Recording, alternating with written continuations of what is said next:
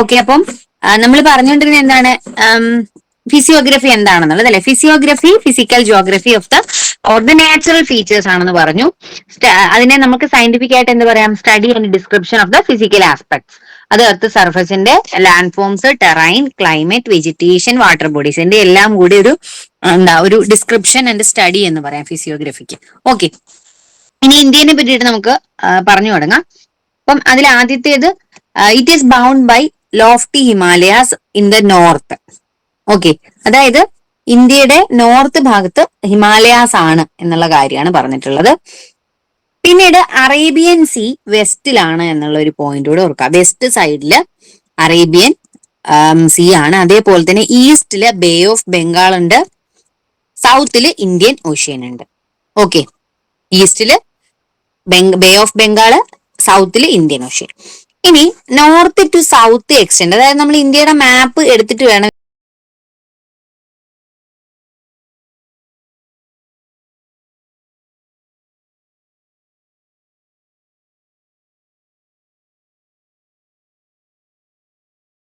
ഇത് പഠിക്കാനായിട്ട്.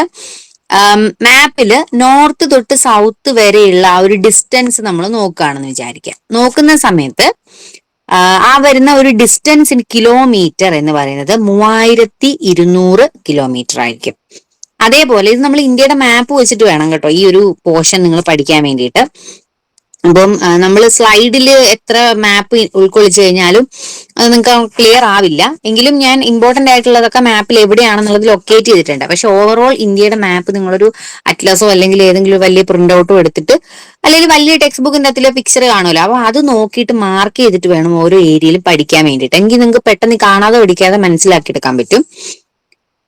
ഇനി ഈസ്റ്റ് വെസ്റ്റ് എക്സ്റ്റെൻഡ് ആണ്, അതായത് അരുണാചൽ പ്രദേശ് മുതൽ കുച്ച് വരെയുള്ള ആ ഒരു എക്സ്റ്റെൻഡ് ഓഫ് ഡിസ്റ്റൻസ് എന്ന് പറയുന്നത് 2900 2900 കിലോമീറ്റർ ആണ്. അപ്പൊ നോർത്ത് സൗത്ത് എക്സ്റ്റെൻഡ് ആണ് കൂടുതൽ, അതായത് ഗ്രേറ്റർ വരുന്നത് നോർത്ത് സൗത്ത് എക്സ്റ്റെൻഡ് ആണ്. അപ്പൊ ഇതിനെ ബേസ് ചെയ്തിട്ട് സ്റ്റേറ്റ്മെന്റ് ടൈപ്പ് ഒക്കെ വരാം. നോർത്ത് സൗത്ത് എക്സ്റ്റെൻഡ് അല്ലെങ്കിൽ ദിസ് ഗ്രേറ്റർ ഓർ ലെസ്സർ എന്നൊക്കെ പറഞ്ഞിട്ട് മാറ്റിയിട്ട് വരാം. അപ്പൊ നോർത്ത് സൗത്ത് എക്സ്റ്റെൻഡ് 3200 കിലോമീറ്ററും, അത് കാശ്മീർ തൊട്ട് കന്യാകുമാരി വരെയാണ്. രണ്ട് പ്ലേസുകളും ആലോചിച്ച് വെക്കാം, നോർത്തിലും സൗത്തിലും വരുന്ന രണ്ട് പ്ലേസുകൾ. East and west extend Arunachal പ്രദേശും കുച്ചും ആണ്, അബൌട്ട് 2900 കിലോമീറ്റർ. ഓക്കെ, അപ്പം ഈ ഫിസിയോഗ്രഫി എന്ന് പറയുന്നത് നമ്മള് ഭൂപ്രകൃതി എന്നുള്ള ആ ഒരു മീനിങ് ആണ് കേട്ടോ ഫിസിയോഗ്രഫിക്ക്. മലയാളം നിങ്ങൾക്ക് മലയാളത്തിലേക്ക് പഠിച്ച കുട്ടികൾക്ക് ചിലപ്പോൾ ഇംഗ്ലീഷ് കേൾക്കുമ്പോൾ കണക്ട് ചെയ്യാൻ പറ്റില്ല. അപ്പം ഫിസിയോഗ്രഫി എന്ന് പറയുന്നത് ഭൂപ്രകൃതി ആ ഒരു മീനിങ് ആണ് വരുന്നത് മലയാളത്തിൽ. ഓക്കെ, അപ്പം നമ്മൾ ഈ പറഞ്ഞിട്ടുള്ള സ്ഥലങ്ങൾ, ഇപ്പൊ ഹിമാലയാസ് ഈ ഒരു റീജിയനിലായിരിക്കും വരുന്നത്, ഹിമാലയാസ് വരുന്നത്. അതേപോലെ നമ്മുടെ north south and west Rann of Kutch ഇവിടെയാണ് വരുന്നത്. അതേപോലെ തന്നെ നമ്മുടെ ബേ ഓഫ് ബംഗാൾ ഇങ്ങനെയുള്ള മെയിൻ ആയിട്ടുള്ള മനസ്സിലാവുന്ന കാര്യങ്ങൾ നിങ്ങൾ നോക്കി വെക്കട്ടെ. Indian ocean to the south, okay, Arabian sea വെസ്റ്റില്, ഇങ്ങനെയുള്ള കാര്യങ്ങൾ നോക്കി വെക്കാം. അപ്പൊ west, east, north and south. North to south extend ആണ് നമ്മൾ പറഞ്ഞത്. ഓക്കെ, ആൻഡ് ഈസ്റ്റ് ടു വെസ്റ്റും നമ്മൾ പറഞ്ഞു 2900 കിലോമീറ്റർ. ഈ ഒരു എക്സ്റ്റെൻഡ് ആണ് 3200 കിലോമീറ്റർ വരുന്നത്. ഓക്കെ, ഈ ലൊക്കേഷൻ നമ്മൾ സയന്റിഫിക്കലി പറയുന്ന സമയത്ത് നമ്മൾ പഠിച്ചിരുന്നു southern hemisphere and northern hemisphere എന്താണെന്നുള്ളത് നമ്മൾ പിക്ചോറിക്കലി പറഞ്ഞതാണ്. നമ്മുടെ എർത്തിനെ നമ്മൾ ടോട്ടലി ഡിവൈഡ് ചെയ്തിരിക്കുന്നത് രണ്ട് ഹെമീസ്ഫിയർ ആണ്. കാരണം എർത്ത് എന്ന് പറയുന്നത് ഒരു സ്പെറിക്കലി, നമ്മൾ മാത്തമാറ്റിക്കലി നോക്കുമ്പോൾ ഒരു സ്ഫിയർ പോലെയാണ്, ജിയോയിഡ് ആണ് എർത്തിന്റെ ഷേപ്പ് എങ്കിലും നമ്മൾ ഒരു സ്പെറിക്കൽ കമ്പാരിസൺ ആണ് എപ്പോഴും എർത്തിന് കൊടുക്കുന്നത്. അപ്പം സ്ഫിയർ എന്ന്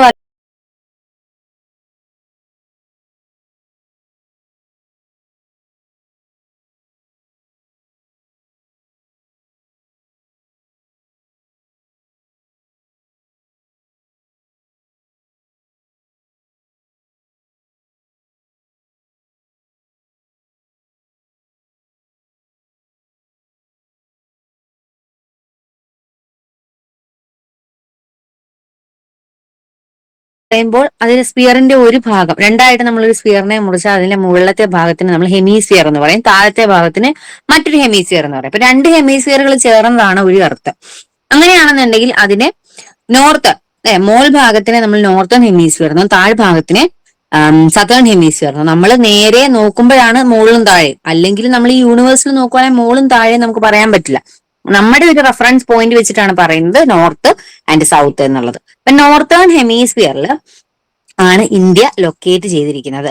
ഓക്കെ, ട്രോപ്പിക് ഓഫ് ക്യാൻസർ വരുന്നത് 23°30' ആണ്. North passes almost half way through the country. അപ്പൊ ട്രോപ്പിക് ഓഫ് ക്യാൻസർ ഏകദേശം ഇന്ത്യയുടെ ഹാഫ് വേയിലാണ് പോകുന്നത്. സൗത്ത് ടു നോർത്ത്, സൗത്തിൽ നിന്ന് നോർത്തിലേക്ക് വരുമ്പോൾ ഇന്ത്യയുടെ ഒരു ലാറ്റിറ്റ്യൂഡ് വരുന്നത്, ഇത് ഇമ്പോർട്ടന്റ് ആണ്, 8°4' north and 37°6' north latitude. Okay, അപ്പൊ ഇത് നിങ്ങൾ എഴുതി തന്നെ പഠിക്കുക കേട്ടോ. ഈ ഒരു ലാറ്റിറ്റ്യൂഡിന്റെ ഒരു നോർത്തിന്റെ അളവ് വരുന്നത് നിങ്ങൾ എഴുതി തന്നെ പഠിക്കുക. From west to east, west to ഈസ്റ്റിൽ ഇന്ത്യയുടെ എക്സ്റ്റൻഷൻ എന്ന് പറയുന്നത് 68°7' east and 97°25' east longitude. Okay, ഇപ്പൊ നോർത്ത് ലാറ്റിറ്റ്യൂഡും ഈസ്റ്റ് ലോഞ്ചിറ്റ്യൂഡും ആണ് വരുന്നത്. ഓക്കെ, അപ്പം ഈ നമ്പേഴ്സ് കൃത്യമായിട്ട് പഠിക്കുക കേട്ടോ. The southernmost point of the Indian union, Indira point.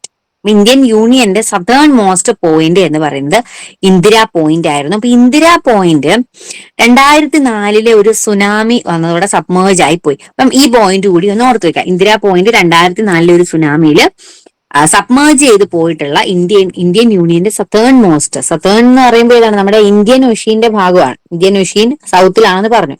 അപ്പം നമ്മൾ കേരള ഒക്കെ സതേൺ പോർഷൻ അല്ലേ, അപ്പൊ സതേൺ മോസ്റ്റ് പോയിന്റ് ആയിരുന്നു ഇന്ദിരാ പോയിന്റ്.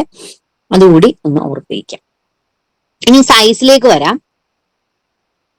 സൈസിലേക്ക് വരുമ്പോൾ 3.28 മില്യൺ സ്ക്വയർ കിലോമീറ്റർ ആണ്. അപ്പം ചെറിയ വേരിയേഷൻ ആ നിങ്ങൾക്ക് പേപ്പറിൽ കണ്ടാലും നിങ്ങൾ ഏകദേശം ഒരു അപ്രോക്സിമേറ്റ് വാല്യൂ എടുക്കണം. ഓക്കെ, അപ്പം അതല്ല കറക്റ്റ് വാല്യൂ എന്ന് പറഞ്ഞിട്ട് ഇരിക്കേണ്ട. ഏരിയ ഏകദേശം ഒരു 3.28 മില്യൺ സ്ക്വയർ കിലോമീറ്റർ ആണ് വരുന്നത്. ഇന്ത്യയുടെ ടോട്ടൽ ഏരിയ എന്ന് പറയുന്നത് നമ്മുടെ വേൾഡിന്റെ ടോട്ടൽ ജോഗ്രഫിക്കൽ ഏരിയയുടെ ഏകദേശം 2.4% ആയിട്ട് വരും. ഓക്കെ, അപ്പം ഭൂമിയുടെ മൊത്തം ജോഗ്രഫിക്കൽ ഏരിയയുടെ ഒരു പെർസെൻറ്റേജ് 100 ആണ് എന്നുണ്ടെങ്കിൽ അതിന്റെ 2.4% മാത്രമാണ് ഇന്ത്യയുടെ ടോട്ടൽ ഏരിയ എന്ന് പറയുന്നത്. അതുകൂടാതെ തന്നെ ഇന്ത്യയെ നമുക്ക് 7ാമത് largest country of the world എന്നുള്ള ഒരു സ്പെസിഫിക്കേഷൻ കൂടി കൊടുക്കാൻ പറ്റും. ഓക്കെ, അപ്പം 7th largest country of the world ആണ് ഇന്ത്യ.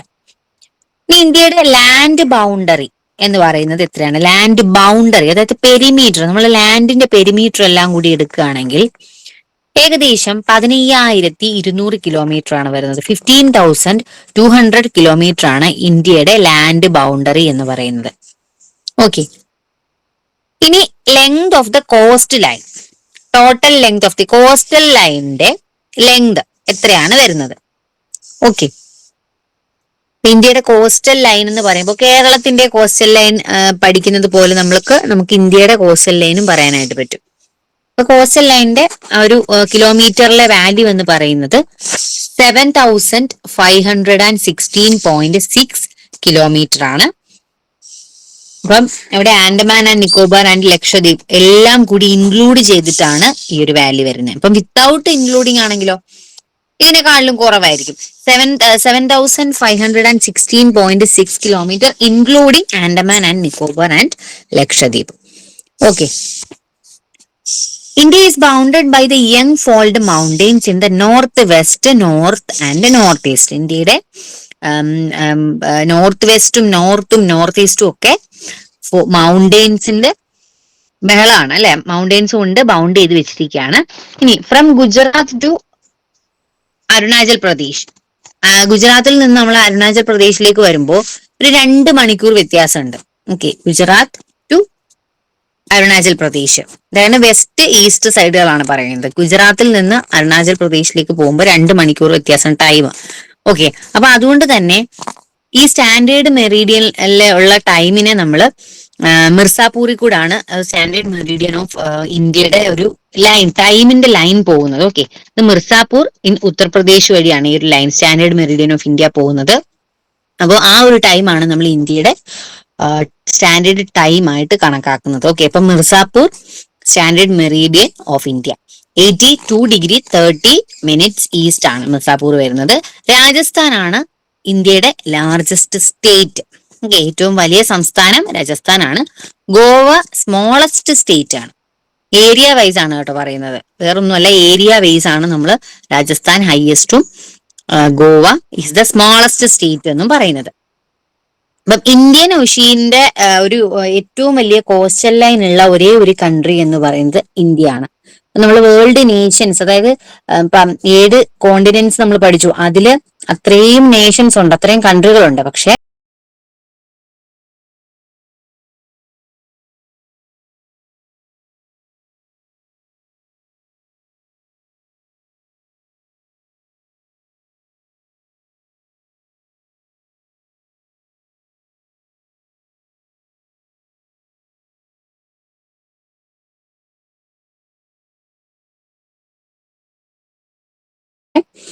ഇന്ത്യൻ ഒഷീന്റെ ഏറ്റവും കൂടുതൽ കോസ്റ്റൽ ലൈൻ വരുന്ന ഒരേ ഒരു കൺട്രി എന്ന് പറയുന്നത് ഇന്ത്യ മാത്രമാണ്. ഓക്കെ, അപ്പം ഇതിന് കാരണം ഇന്ത്യയുടെ ആ ഒരു പൊസിഷൻ കാരണമാണ്. ഓക്കെ, ഇന്ത്യയുടെ സൗത്ത് ആയിട്ടാണ് ഇന്ത്യൻ ഒഷീൻ വരുന്നത്. ഏറ്റവും കൂടുതൽ കവറേജ് ഇന്ത്യൻ ഒഷീനിൽ കിട്ടുന്നുണ്ട് ഇന്ത്യക്ക്. ഓക്കെ, അതുകൊണ്ടാണ് ഇന്ത്യൻ ഒഷീന്റെ ലെങ്തി കോസ്റ്റൽ ലൈൻ ആയിട്ട് ഇന്ത്യ എന്നുള്ള കൺട്രിക്ക് നമുക്ക് പറയാൻ പറ്റുന്നത്. ഓക്കെ, അപ്പൊ ഇന്ത്യയുടെ യൂറോപ്പിൽ നിന്നുള്ള ഡിസ്റ്റൻസ് ഈ സുവേസ് കനാലിന്റെ ഓപ്പണിംഗ് നടന്നതോടെ ഏകദേശം 7000 കിലോമീറ്റർ ആയിട്ട് കുറഞ്ഞിട്ടുണ്ട്. 1869 സുവേസ് കനാൽ ഓപ്പൺ ചെയ്തത്. അപ്പം ഈ ഓപ്പണിംഗ് കാരണം ഇന്ത്യയുടെ ഡിസ്റ്റൻസ് യൂറോപ്പിൽ നിന്നും ഉള്ളത് 7000 കിലോമീറ്റർ ആയിട്ട് കുറഞ്ഞിട്ടുണ്ട്. ഓക്കെ, ഇനി USA and Canada have 6 time zones extending from the Pacific coast to Atlantic coast. അപ്പൊ ഇതും ഒരു ജസ്റ്റ് ഒരു ഡൂയിനോ പോലെ ആഡ് ചെയ്തതാണ്. USA-ക്കും കാനഡയ്ക്കും 6 ടൈം സോണുകളുണ്ട്. വിത്തിൻ ആ ഒരു കൺട്രിയിൽ തന്നെ 6 ടൈം സോണുകളുണ്ട്. പസഫിക് കോസ്റ്റ് തൊട്ട് അറ്റ്ലാന്റിക് കോസ്റ്റ് വരെ 6 ടൈം സോണുകളായിട്ട് ഡിവൈഡ് ചെയ്തിട്ടുണ്ട്. ഇപ്പൊ ലോക്കൽ ടൈം ചേഞ്ച് എന്ന് പറയുന്നത് ഓരോ 1 ഡിഗ്രി ലോഞ്ചിറ്റ്യൂഡ്. ഇപ്പൊ ലാറ്റിറ്റ്യൂഡ് ലോഞ്ചിറ്റ്യൂഡ് എന്ന് പറയുന്നത് ഡിഗ്രിയാണ്. നമ്മൾ പ്രൊട്രാക്ടറിൽ ഓരോ ഡിഗ്രി പറയുന്നത് പോലെയാണ് ആ സ്ഫിയറിന്റെ, എർത്തിനെ നമ്മളൊരു സ്പെറിക്കൽ കൺസിസ്റ്റൻസി നോക്കുമ്പോൾ ആ ഒരു ലോഞ്ചിറ്റ്യൂഡില് 1 ഡിഗ്രി അല്ലെ 4 മിനിറ്റിന്റെ വ്യത്യാസമാണ് ഓരോ 1 ഡിഗ്രിയിൽ. ഓരോ 1 ഡിഗ്രി അളവ് നമ്മൾ നോക്കുമ്പോൾ 4 മിനിറ്റിന്റെ വ്യത്യാസമാണ് വരുന്നത് ലോക്കൽ ടൈം ചേഞ്ച് എന്ന് പറയുന്നത്. ഇനി ലോഞ്ചിറ്റ്യൂഡ് 82°30' ഈസ്റ്റ് ആണ് നമ്മൾ ഇന്ത്യൻ സ്റ്റാൻഡേർഡ് ടൈം ആയിട്ട് പറഞ്ഞത്. അത് ഏതുവഴിയായിരുന്നു പാസ് ചെയ്യുന്നത്? മിർസാപൂർ ഉത്തർപ്രദേശ് വഴിയാണ് പാസ് ചെയ്യുന്നത്. ഇത്രയും കാര്യങ്ങൾ കൂടെ ഓർക്കാം. ഇനി ഇന്ത്യയുടെ അയൽ രാജ്യങ്ങളിലെ നെയ്ബേഴ്സ് 7 കൺട്രീസ് ആണ് ഇന്ത്യയുമായിട്ട് ലാൻഡ് ബൗണ്ടറീസ് ഷെയർ ചെയ്യുന്നത്. Across the sea to the south, സൗത്തിൽ സീ ആണ്. ഐലൻഡ് നെയ്ബേഴ്സ്, അപ്പം സൗത്തില് ഐലൻഡ് നെയ്ബേഴ്സ് ആയിട്ടുള്ള ശ്രീലങ്കയും മാൽദീവ്സും ആണുള്ളത്. ശ്രീലങ്കയെ ഇന്ത്യയുമായിട്ട് സെപ്പറേറ്റ് ചെയ്യുന്ന ഒരു സ്ട്രെയിറ്റിനാണ് നമ്മൾ പാക് സ്ട്രെയിറ്റ്. നമ്മൾ കുറെ സ്ട്രെയിറ്റിനെ പറ്റിയിട്ട് പറഞ്ഞിട്ടുണ്ടായിരുന്നു അല്ലെ, കടലിടുക്കുകൾക്കാണ് നമ്മൾ സ്ട്രെയിറ്റ് എന്ന് പറയുന്നത്. അപ്പൊ പാക് സ്ട്രെയിറ്റ് ആണ് ശ്രീലങ്കയും ഇന്ത്യയും തമ്മിൽ സെപ്പറേറ്റ് ചെയ്യുന്ന ഒരു സ്ട്രെയിറ്റ്. Okay, India shares. ഇനി നിങ്ങൾക്ക് ഈ ഗൾഫും സ്ട്രെയിറ്റും തമ്മിൽ, അതായത് ഗൾഫ് എന്ന് പറയുന്നത് ഉൾക്കടലും അതേപോലെ തന്നെ സ്ട്രെയിറ്റ് എന്ന് പറയുന്നത് കടലിടുക്കുമാണ്.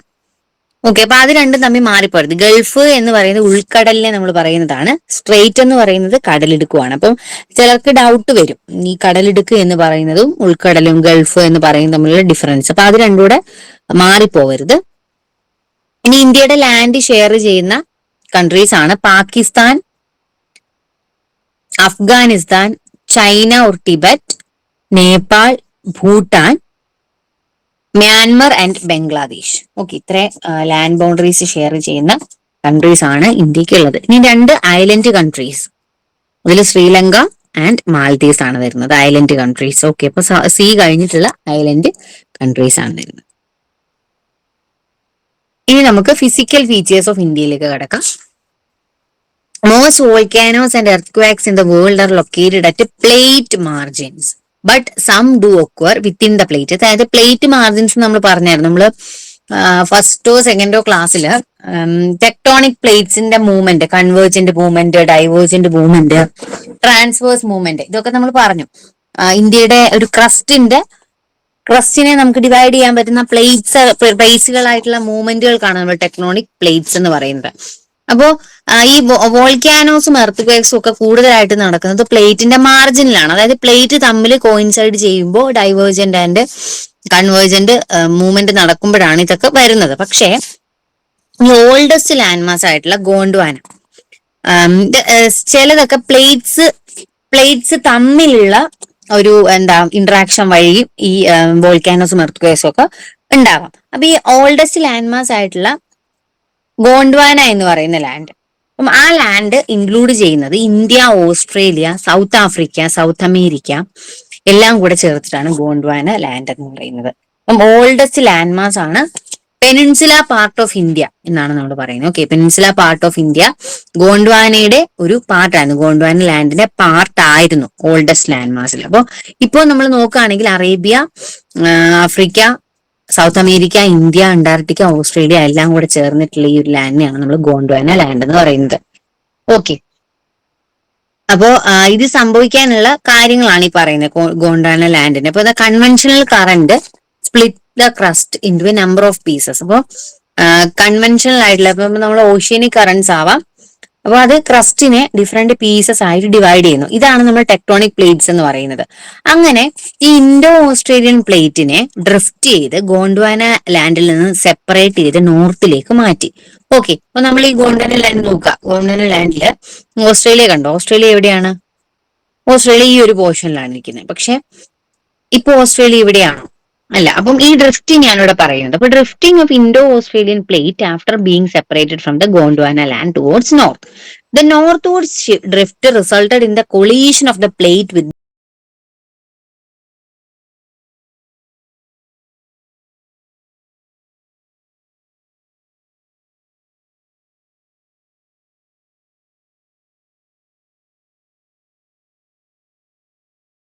the much larger Eurasian plate.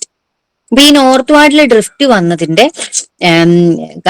പരിമിത ഫലമായിട്ട് യൂറേഷ്യൻ പ്ലേറ്റ് വലുതാവാനായിട്ട് ഇത് കാരണമായി. ഇങ്ങനെയുള്ള കൊളീഷൻ കാരണം സെഡിമെന്ററി റോക്സ് അക്യുമുലേറ്റ് ചെയ്തത്, അതായത് അതിനെ നമ്മൾ ടെത്തീസ് എന്നാണ് വിളിക്കുന്നത്. ഓക്കെ, ടെത്തീസ് മൗണ്ടെയിൻ സിസ്റ്റം ഫോം ചെയ്യാൻ വേണ്ടിയിട്ട് സഹായിച്ചു. അപ്പൊ മൗണ്ടെയിൻ സിസ്റ്റം, അതായത് western Asia and Himalaya form ചെയ്യാനായിട്ട് കാരണമായത് ഈ ഒരു കൊളീഷൻ ആണ്.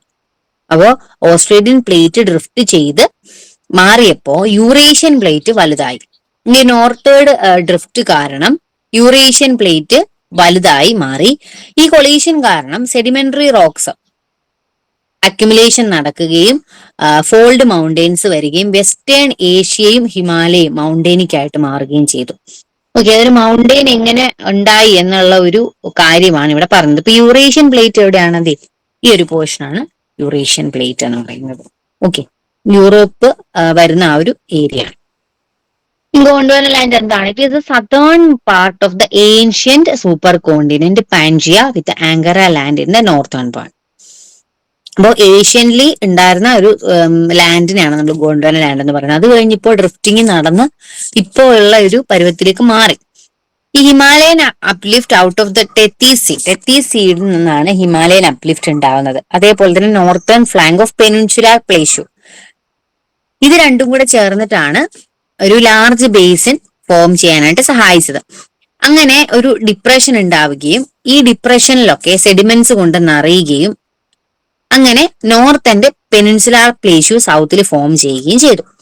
A flat land of extensive alluvial deposit led to the formation of northern plate. alluvial deposits ആണ് നോർത്തേൺ പ്ലെയിൻസ് ഫോർമേഷന്റെ പിന്നിലുള്ളത്. Geologically, the peninsular plateau constitutes one of the ancient land masses on the earth surface. അപ്പം peninsular പ്ലേഷ്യൂ ശരിക്കും പറഞ്ഞിട്ടുണ്ടെങ്കിൽ ancient land mass ആണെന്ന് നമുക്ക് പറയാം. അത് നേരത്തെ തൊട്ടേ ഉള്ള ഒരു ലാൻഡ് മാസ് ആണ് പെനിൻസുലാർ പ്ലേറ്റ്യൂ എന്ന് പറയുന്നത്. ഇനി ഇന്ത്യയുടെ ഫിസിയോഗ്രഫിക് ഡിവിഷനിലേക്ക് വരാം. ഒന്നാമത്തേത് നോർത്തേൺ മൗണ്ടെയിൻ ആണ്, north and north eastern mountain. രണ്ടാമത്തേത് പെനിൻസുലാർ പ്ലേറ്റ്യൂ ആണ്. മൂന്നാമത് പറയുന്നത് Indo Gangetic plains. Next Indian deserts, coastal plain, അത് ഈസ്റ്റേൺ കോസ്റ്റൽ പ്ലെയിൻസും ഉണ്ട് വെസ്റ്റേൺ കോസ്റ്റൽ പ്ലെയിൻസും ഉണ്ട്, ആൻഡ് ഐലൻഡ്. ഇത്രയുമാണ് നമ്മൾ ഫിസിയോഗ്രഫിക്കൽ ഡിവിഷൻ ഓഫ് ഇന്ത്യ എന്ന് പറയുന്നത്. ഓക്കെ, ഇത് വളരെ ഇമ്പോർട്ടന്റ് ആണ്. ഇത് ഓരോന്നും നിങ്ങളുടെ സിലബസിൽ എടുത്ത് പറഞ്ഞിട്ടുണ്ട്. അതിൽ ഒന്നാമത്തേത് നോർത്തേൺ മൗണ്ടെയിൻസ്, അതായത് the north and north eastern mountains. ഇത് രണ്ടും കൂടെ ചേർത്തിട്ടാണ് നമ്മൾ നോർത്തേൺ മൗണ്ടെയിൻസ് എന്ന് പറയുന്നത്. ഹിമാലയാസിൽ പാരലൽ മൗണ്ടെയിൻ റേഞ്ചസിന്റെ ഒരു സീരീസ് തന്നെ ഉണ്ട്. ഓക്കെ, അപ്പം ഈ റേഞ്ച്, ആ മൗണ്ടെയിൻ റേഞ്ചിന്റെ ഒരു സീരീസ് എങ്ങനെയാ പോകുന്നതെന്ന് വെച്ച് കഴിഞ്ഞാൽ നോർത്ത് വെസ്റ്റ് ഡയറക്ഷനിൽ നിന്നും സൗത്ത് ഈസ്റ്റ് ഡയറക്ഷനിലേക്കാണ് പോകുന്നത്. അതായത് ഏകദേശം ഇന്ത്യയുടെ നോർത്ത് വെസ്റ്റേൺ ഭാഗത്താണ് ജനറലി ഈ മൗണ്ടെയിൻ റേഞ്ചസ് പാരലൽ ആയിട്ട് കാണാനായിട്ട് സാധിക്കുന്നത്. ഡാർജിലിംഗിലും സിക്കിം റീജിയനിലുള്ള ഹിമാലയാസ് ഏകദേശം ഈസ്റ്റ് വെസ്റ്റ് ഡയറക്ഷനിലാണുള്ളത്. പക്ഷെ അരുണാചൽ പ്രദേശിൽ നമ്മൾ നോക്കുകയാണെങ്കിൽ south west to north west ഡയറക്ഷനിലായിരിക്കും. എന്നാൽ നാഗാലാൻഡ്, മണിപ്പൂർ, മിസോറാം സ്റ്റേറ്റ്സിൽ നമ്മൾ നോക്കുകയാണെങ്കിൽ ഹിമാലയാസ് നോർത്ത് സൗത്ത് ഡയറക്ഷനിലാണ്. ഗ്രേറ്റ് ഹിമാലയ റേഞ്ച് അല്ലെങ്കിൽ സെൻട്രൽ ആക്സിയൽ റേഞ്ച് എന്നാണ് നമ്മൾ പറയുന്നത്. ഈ ഗ്രേറ്റ് ഹിമാലയൻ റേഞ്ചിന്റെ അപ്രോക്സിമേറ്റ് ലെങ്ത് എന്ന് പറയുന്നത് 2500 കിലോമീറ്റർ ആണ്. ഈസ്റ്റ് ടു വെസ്റ്റ് ലെങ്ത് ആണ് ഈ പറഞ്ഞത്. വിട്ട് ഏകദേശം 160 മുതൽ 400 കിലോമീറ്റർ നോർത്ത് മുതൽ സൗത്ത് വരെ വരാം. ഓക്കെ, അപ്പം ഹിമാലയാസ് എന്ന് പറയുന്നത് നമുക്കൊരു ഫിസിക്കൽ ബാരിയർ ആയിട്ടും അതേപോലെ തന്നെ ക്ലൈമാറ്റിക്, ഡ്രെയിനേജ്, കൾച്ചറൽ ഡിവിഷൻ എല്ലാത്തിനും ഒരു ഡിവിഷൻ കൊടുക്കുന്നത് ഹിമാലയാസ് ആണ് എന്ന് നമുക്ക് പറയാം. ഓക്കെ, അപ്പൊ റിലീഫ് അനുസരിച്ചിട്ട് ഈ ഹിമാലയാസിന്റെ റേഞ്ചസിനെ നമുക്ക് സബ് ഡിവൈഡ് ചെയ്യാം. ഇത് 5ആയിട്ടാണ് ഡിവൈഡ് ചെയ്യാൻ പറ്റുന്നത്. Kashmir or north western Himalayas, 2 Himachal and Uttaranchal Himalayas, Darjeeling and Sikkim Himalayas, Arunachal Himalayas and eastern hills and mountains. Okay, അപ്പൊ അതിൽ Kashmir or north western Himalayas ആണ് നമ്മൾ പറയുന്നത്. അപ്പൊ അവിടെ ഏതൊക്കെ റേഞ്ചസ് ആണുള്ളത്? കാരക്കോറം, ലഡാക്ക്, സസ്കർ ആൻഡ് പീർ പഞ്ചൽ. ഇത്രയും സീരീസ് ഓഫ് മൗണ്ടെയിൻ റേഞ്ച് ആണ് എവിടെയുള്ളത്? കാശ്മീർ ഓർ നോർത്ത് വെസ്റ്റേൺ ഹിമാലയാസിലുള്ളത്. ഓക്കെ, ഇപ്പൊ നിങ്ങൾ മാപ്പ് ഒന്ന് നോക്കുക കേട്ടോ. മാപ്പും കൂടെ ഉണ്ട് എന്നുണ്ടെങ്കിൽ നിങ്ങൾക്ക് കുറച്ചും കൂടെ എളുപ്പമായിരിക്കും മനസ്സിലാക്കാൻ വേണ്ടിയിട്ട്. ഓക്കെ, അപ്പം കാരക്കോറം വരുന്നുണ്ട്, ലഡാക്ക്, സസ്കർ, പിർപഞ്ചൽ. ഓക്കെ, അപ്പം ആ ഒരു പിക്ചർ കൂടി നിങ്ങളൊന്ന് നോക്കാം.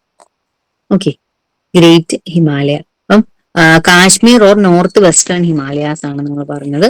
അപ്പം ഏത് പോർഷൻ ആണെന്നുള്ളത് മാപ്പിൽ നോക്കിയിട്ട് ഒന്ന് മനസ്സിലാക്കുക കേട്ടോ. North eastern part of the Kashmir Himalayas is a cold desert. ഒരു കോൾഡ് ഡെസേർട്ട് എന്ന് നമുക്ക് പറയാം. Which lie between the greater Himalayas and Karakoram ranges. അപ്പൊ കാരക്കോറം റേഞ്ചസും കാരക്കോറം മൗണ്ടെയിനും ഗ്രേറ്റ് ഹിമാലയാസും ബിറ്റ്വീൻ ഉള്ള റീജിയൻ ആണ് north eastern part of Kashmir Himalayas എന്ന് പറയുന്നത്. ഗ്രേറ്റ് ഹിമാലയാസും പീർ പഞ്ചൽ റേഞ്ചും, ഇത് രണ്ടും കാശ്മീർ ആൻഡ് ഫേമസ് ദാൽ ലേക്കിന്റെ ഒരു ഫേമസ് വാലിയായിട്ട് നമുക്ക് പറയാൻ പറ്റുന്നതാണ് ഈ ഗ്രേറ്റ് ഹിമാലയാസും പീർ പഞ്ചൽ റേഞ്ചും. ഈ Kashmir Himalayas Karewa formation, okay, Karewa formation എന്ന് പറയുന്ന അതായത് ഒരു മൊറൈൻ, ഭൂരൂപമായ ഒരു മൊറൈനുകളോടൊപ്പം ഈ കളിമണ്ണും മറ്റു വസ്തുക്കളും ഒക്കെ ചേർന്ന് രൂപപ്പെടുന്ന ഒരു ഡെൻസിറ്റി ഒക്കെ കൂടിയ ഒരു സംഗതിയാണ് ഈ കരേവ എന്ന് പറയുന്നത്. ഓക്കെ, ഈ കരേവ എന്ന് പറയുന്നത് നമ്മൾ ഡൂയിനോയിൽ ചേർത്തിട്ടുണ്ട് കരേവ എന്താണെന്നുള്ളത്, അതിന്റെ ഡെഫിനേഷൻ. അപ്പം കാശ്മീർ ഹിമാലയാസിലുള്ള ഒരു പ്രത്യേക തരം ഫോർമേഷൻ ആണ് ഈ Karewa formation, which are useful for the cultivation of saffron. അപ്പം കുങ്കുമം ഇല്ലേ, കുങ്കുമം ആണ് നമ്മൾ സാഫ്രൺ എന്ന് പറയുന്നത്. ഈ സാഫ്രണിന്റെ ഒരു ലോക്കൽ വെറൈറ്റി ആണ് സാഫ്രാൻ. ഈ സാഫ്രാന്റെ കൾട്ടിവേഷന് വേണ്ടിയിട്ട് ഫേമസ് ആണ് കരേവ ഫോർമേഷൻ അല്ലെ കരേവ റേഞ്ച് എന്ന്. കരേവ റേഞ്ച് അല്ല, കരേവ ഫോം ചെയ്ത കാശ്മീർ ഹിമാലയയുടെ ഒരു പ്ലേസ്. ഓക്കെ, ഈ കരേവ വളരെ ഇമ്പോർട്ടന്റ് ആണ്. ഇനി this region is drained by the river Indus and its tributaries such as Jhelum and Chenab. ഇൻഡസിന്റെ ട്രിബ്യൂട്ടറീസ് ആയിട്ടുള്ള ജലം, ചെനം. ഓക്കെ. ഈ ട്രിബ്യൂട്ടറീസ് കൊണ്ട് ഡ്രെയിൻ ചെയ്ത് റീജിയൻ ആണ് north eastern part of Kashmir Himalayas.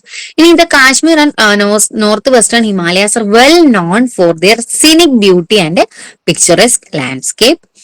അപ്പം വളരെ ഭംഗിയാണ് ഈ ഒരു പ്രദേശം. Famous places of pilgrimage. അപ്പൊ ഈ സ്ഥലത്ത് ഏറ്റവും കൂടുതൽ പിൽഗ്രിം എയിമുള്ള സ്ഥലങ്ങളാണ് വൈഷ്ണോ ദേവി, അമർനാഥ് കേവ്, ചാരാരി ഷരീഫ്, ഇതൊക്കെ. ഓക്കെ, പിൽഗ്രിമേജ് ഫേമസ് ആയിട്ടുള്ള പ്ലേസസ് ആണ്. Are also located here and large number of pilgrims visit these places every year. Srinagar, Jammu കാശ്മീരിന്റെ ക്യാപിറ്റൽ സിറ്റി ആയിട്ടുള്ള Srinagar is located on the banks of Jhelum river. അപ്പം ഇൻഡസിന്റെ ട്രിബ്യൂട്ടറി ആയിട്ടുള്ള ജലം ആൻഡ് ചെനം, അതിൽ ജലം റിവറിന്റെ ബാങ്ക്സിലാണ് ജമ്മു ആൻഡ് കാശ്മീർ സ്റ്റേറ്റിന്റെ ക്യാപിറ്റൽ സിറ്റി ആയിട്ടുള്ള ശ്രീനഗർ സ്ഥിതി ചെയ്യുന്നത്. In Kashmir Valley the മീൻഡിയസ് in ജലം റിവർ. മീൻഡിയസ് എന്താണെന്നുള്ളത് നമ്മൾ ലാൻഡ് ഫോംസിൽ ഡിസ്കസ് ചെയ്തതാണ്. ഓക്കെ, ലാൻഡ് ഫോംസിൽ നമ്മൾ ഇറോഷണൽ ലാൻഡ് ഫോംസ്, ഡെപ്പോസിഷൻ, എല്ലാം നമ്മൾ ഡീറ്റെയിൽ ആയിട്ട് പറഞ്ഞത്. അതിൽ എന്താണ് മീൻഡിയസ് എന്നുള്ളത് നിങ്ങൾക്ക് അറിയാം. അപ്പം ഈ ജിലം റിവറിന്റെ മെയിൻഡിയസ് ഈ കാശ്മീർ വാലിയില് കോസ് ചെയ്യുന്ന ഒരു ലോക്കൽ ബേസ് ലെവൽ ആയിട്ടുള്ള ഒരു ലാർജർ ലേക്കിലേക്ക് ലീഡ് ചെയ്യുന്ന അതിന്റെ ഒരു ചെറിയ പാർട്ടാണ് ഡാൽ ലേക്ക് എന്ന് പറയുന്നത്. ഓക്കെ, കാശ്മീർ വാലിയിലെ ജലം റിവറിൽ നിന്ന് മെയിൻഡിയസ് കാരണം ഉണ്ടാവുന്ന ഒരു ലാർജർ ലേക്കിന്റെ ഒരു സ്മോൾ പോർഷൻ ആണ് ദാൽ ലേക്ക് എന്ന് പറയുന്നത്. ഓക്കെ, ഇനി